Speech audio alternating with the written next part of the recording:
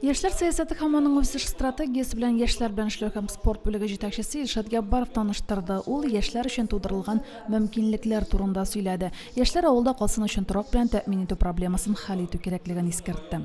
Стратегияны яклау ул инде Мөслим районында яшәүче һәм эшләүче яшьләрнең, тормыш итүче яшьләрнең киләчәге. Без инде киләчәк турында уйлыйбыз яшьләрнең. Бүгенге тормыш түгел, киләчәк тормышында уйлыйбыз.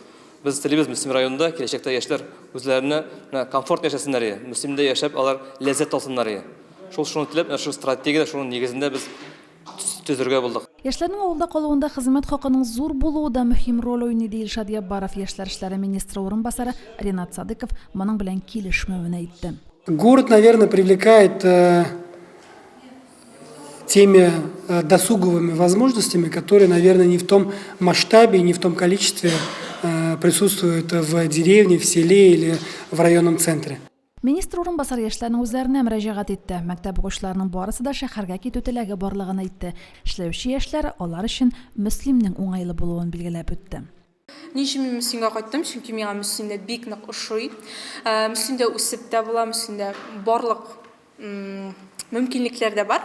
Миңа монда рәхәт, чөнки минем монда зона комфорта именно Мөслимем бездә.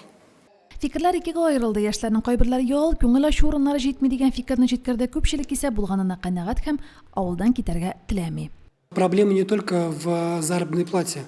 Проблема в той среде и в том социуме, где сегодня хочет жить наша современная молодежь.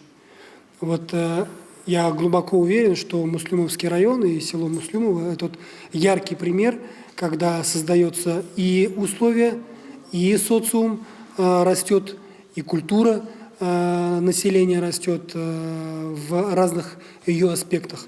И, наверное, поэтому здесь есть и та часть молодежи, которая, несмотря на то, что учится в разных учебных заведениях Казани, Челнов, Альметьевская, Елабуге, она все равно возвращается, живет здесь и работает. Фикер алышу 2 сәгатьтән артык барды. Ринат Садыков яшьләр күтәргән кайбер мәсьәләләрдә ярдәм итәсенә ышандырды. Римма Авзалова, Динар Нурдинов, Мөслим телевидениесе.